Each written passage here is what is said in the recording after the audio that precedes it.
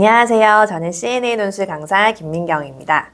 어느덧 무더운 여름이 성큼 다가왔습니다. 7월은 본격적인 여름학기의 시작인데요. 올해 여름에는 CNA가 심혈을 기울여 선정한 책들과 함께 우리 아이들의 독서 습관을 탄탄히 다져보면 어떨까요? 오늘은 우리 3학년과 4학년 아이들의 7월 프로그램과 함께 7월 선정 도서 중 한 권을 골라 자세히 리뷰해 보려고 합니다. 먼저 3학년의 7월 프로그램 테마는 한국 문학입니다.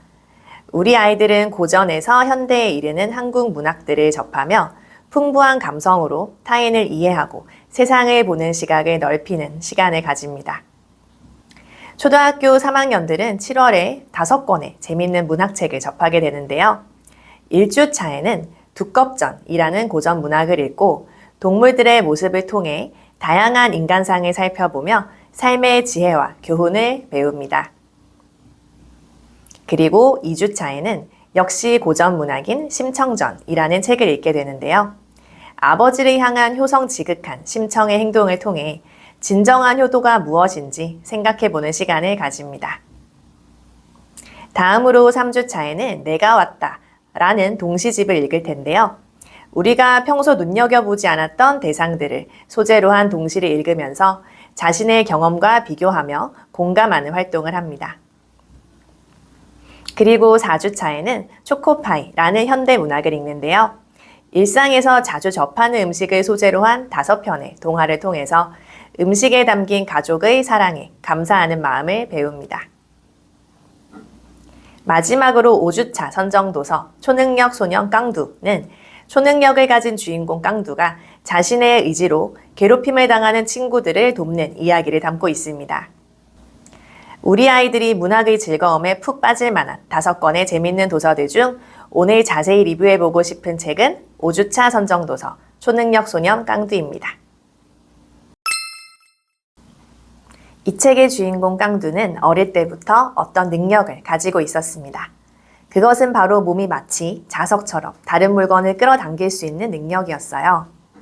다만 그 힘이 강하진 않아서 가까이에 있는 가벼운 물체들만 살짝 당길 수 있는 정도였죠. 그래서 학교에서 자신을 괴롭히는 상구에게도 늘 당하기만 했답니다. 그러던 어느 비 오는 날이었어요. 상구는 깡두의 멋진 번개보이 우산을 빼앗아 가져가고 살이 다 꺾여 망가진 우산을 깡두에게 주었어요. 힘이 없는 깡두는 그저 당할 수밖에 없었답니다. 하필 비바람까지 몰아쳐 비에 쫄딱 젖은 신세로 돌아가던 깡두는 주위에 아무도 없는 것을 보고는 자신의 초능력을 살짝 써보기로 합니다. 약한 힘이지만 우울한 기분이라도 풀어보려는 것이었죠. 깡두는 나뭇잎으로 손을 뻗고 정신을 집중했습니다. 그러자 놀라운 일이 벌어졌어요. 갑자기 바닥에 붙은 나뭇잎 수십 장이 들썩이며 깡두의 손에 붙고 빗줄기들이 깡두에게 달려들어 마치 허리케인을 몰고 다니는 것처럼 보일 정도였어요. 이렇게 갑자기 초능력이 강해진 깡두는 더 이상 자신을 괴롭히는 상구에게 당하지 않습니다. 상구가 자신을 향해 주먹을 내지르면 그 주먹을 끌어당겨 꼼짝 못하게 만들었죠. 이러한 깡두의 놀라운 힘을 알게 된 상구는 갑자기 깡두에게 친한 척을 하며 다가옵니다. 갑자기 평소 깡두가 하고 싶던 풋살을 열심히 알려주며 앞으로 친하게 지내자고 살갑게 다가오죠. 항상 자신을 괴롭히는 힘세고 강한 상구와 친해지는 것이 깡두도 내심 싫진 않았어요. 그래서 상구와 어울리게 되죠. 하지만 사실 상구가 관심이 있는 것은 바로 깡두의 물건을 끌어당기는 초능력이었어요. 그래서 상구는 깡두의 힘을 이용해 문방구의 물건을 훔치고는 깡두에게 눈 감아 달라고 합니다. 얼떨결에 상구의 도둑질에 동참하게 된 깡두는 불편한 마음에 잠을 이루지 못합니다. 죄책감에 힘들어하던 깡두는 결국 모두에게 진실을 폭로하고 상구는 물론 자신 역시 그동안 했던 잘못을 뉘우치고 반성하게 됩니다. 그리고 화단에 갇힌 고양이를 자신의 초능력으로 구해내며 드디어 자신의 힘을 앞으로 어떤 곳에 써야 옳은지 깨닫게 됩니다. 이렇게 자신이 가진 능력을 선하게 쓰거나 악하게 쓰는 것은 모두 자신의 의지에 달려 있는 것을 깨달을 수 있는 책 초능력 소년 깡두를 리뷰해 보았는데요. 우리 아이들은 이 책을 읽고 어떤 활동을 하게 될까요? 먼저 아이들은 등장인물 상구의 행동에는 누구의 잘못이 큰지 생각하고 학교 폭력을 멈추기 위해 어떤 노력을 해야 할지 친구들과 토의를 진행합니다. 그리고 소설의 뒷이야기를 상상하기 또는 만약 나에게 초능력이 생긴다면 무엇을 할지 생각해보기 중 하나의 주제를 골라 글을 쓰는 활동을 해봅니다. 네, 이번에는 4학년의 7월 테마 및 선정도서 리뷰를 해보려고 합니다. 4학년의 7월 프로그램 테마는 역사탐구입니다. 7월 한 달 동안 아이들은 재미있고 친근하게 역사에 한 걸음 더 다가설 수 있는 다양한 주제의 역사 도서를 읽게 됩니다. 우리 4학년 학생들이 7월에 읽을 역사 도서들을 간단히 소개해 드릴게요. 먼저 1주차 선정도서 육두품 아이 성무의 꿈은 제목에서도 알 수 있듯이 신분제의 한계를 넘어 평등한 사회로의 개혁을 꿈꾸는 이야기를 담고 있습니다. 그리고 2주차 선정도서 처인성의 빛나는 밤은 열악한 조건 속에서도 포기하지 않고 두려움에 맞서 위대한 승리를 만들어낸 고려인들의 강인한 정신력을 느낄 수 있는 책입니다. 3주차 도서 조선 사람의 하루는 다양한 신분의 조선시대 사람들이 어떻게 하루를 보냈는지 생생하게 보여줍니다. 그리고 4주차에는 역사를 바꾼 새로운 물건들이라는 도서를 읽게 되는데요. 근대사회의 신문물이 등장함에 따라 우리 선조들의 삶과 우리의 역사가 어떻게 바뀌었는지 알 수 있는 책입니다.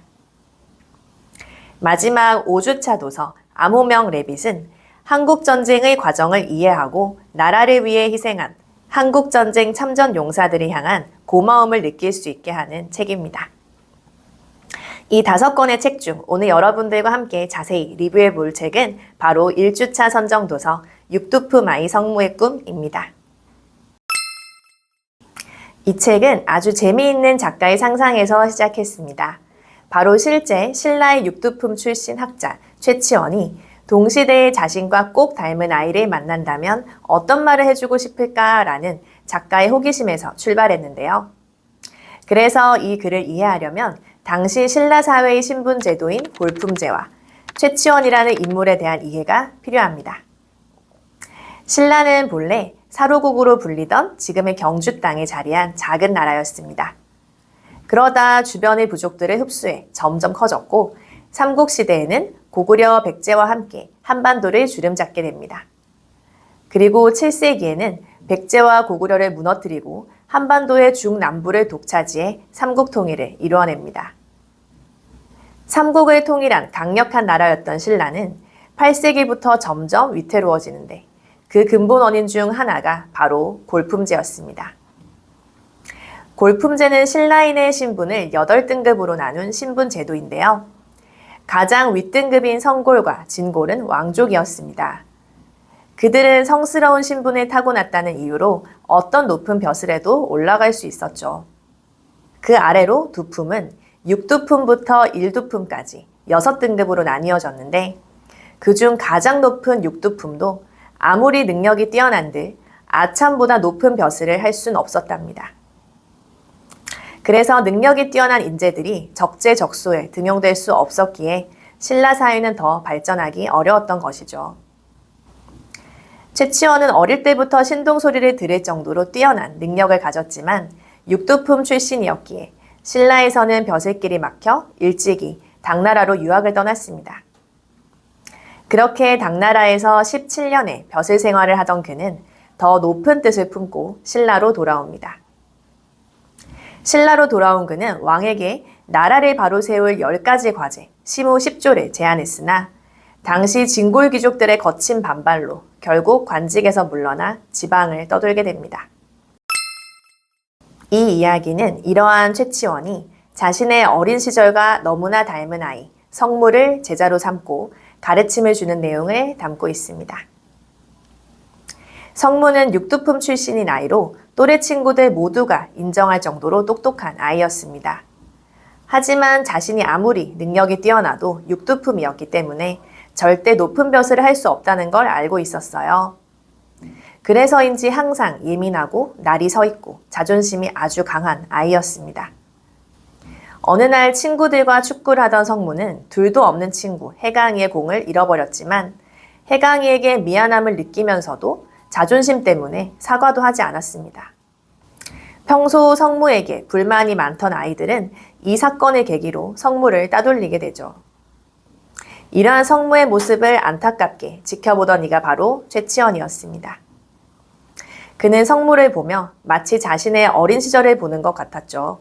그래서 성무를 제자로 삼고는 먼저 잃어버린 친구의 공을 찾아오라고 이야기했죠.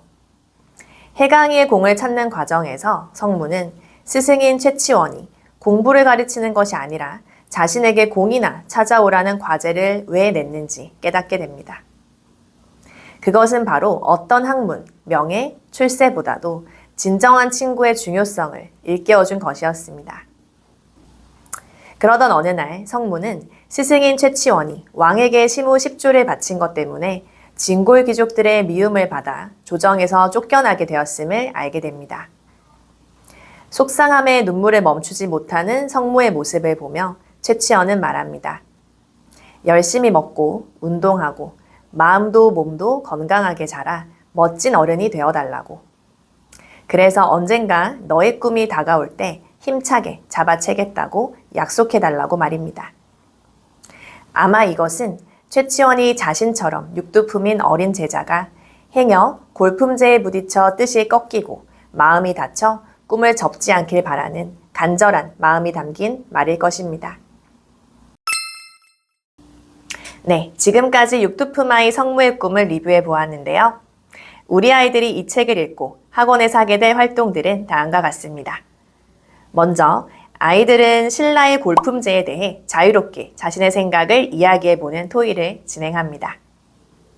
그리고 책의 뒷이야기 상상해보기, 화랑교육 커리큘럼 기획하기 중 하나의 주제를 골라 글쓰기 활동을 하게 됩니다. 네, 이렇게 지금까지 초등학교 3학년과 4학년의 7월 프로그램과 함께 주목해볼 선정도서 리뷰를 진행해 보았는데요. CNA 강사진이 심혈을 기울여 선정한 양질의 도서들과 함께 우리 아이들이 독서의 즐거움에 푹 빠질 수 있는 7월이 되면 좋겠습니다. 감사합니다.